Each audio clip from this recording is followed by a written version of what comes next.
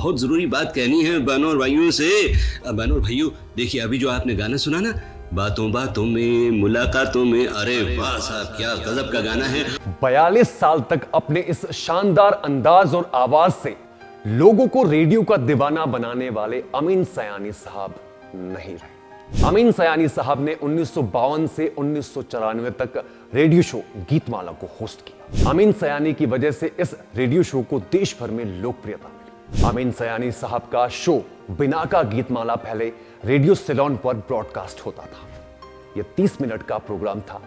1952 में शुरू हुआ यह शो बहुत ही हिट बन गया। बिना का गीतमाला से यह सिबा का गीतमाला हुआ और बाद में हिट परेड नाम से भी ब्रॉडकास्ट हुआ, लेकिन कभी भी इस शो की लोकप्रियता कम नहीं हुई। इसके बाद Geetmala show all India radio और विविध भारती पर भी ब्रॉडकास्ट हुआ। चार्ट टॉपिंग हिट्स वाला ये रेडियो शो गीतमाला दक्षिण एशिया में खूब लोकप्रिय हुआ। सफलता के कारण गीतमाला शो 42 साल तक चला। बाद में 2000, 2001 और 2003 में इसके नाम में मामूली बदलाव के साथ इसे फिर से ऑन एयर किया गया। वहीं आपको बता दें, एक वॉइस ओवर आर्टिस्ट के तौर पर अमीन सयानी साहब ने रिकॉर्ड बनाया है। उन्होंने 54,000 से ज्यादा रेडियो प्रोग्राम को होस्ट किया है और उनमें अपनी आवाज दी है। Limca book of world records में उनके नाम सबसे ज्यादा 19,000 जिंगल्स और वॉइस ओवर का रिकॉर्ड है।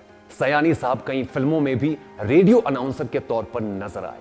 इनमें भूत बंगला, तीन देवियां, बॉक्सर और कत्ल जैसी मूवीज शामिल है। दत्ता दी, मोहम्मद रफी साहब, किशोर दा और राज कपूर साहब जैसी हस्तियों के साथ उनके इंटरव्यूज ने भी उनकी फैन फॉलोइंग में बहुत ज्यादा इजाफा किया था।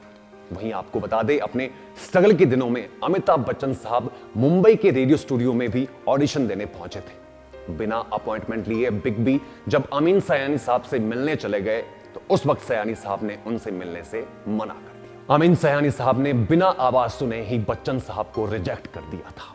बाद में उन्होंने जब बच्चन साहब की आवाज सुनी तो कहा, तुम्हारी आवाज सुनकर लोग डर जाएंगे। कुछ ऐसे थे अमीन सयानी साहब।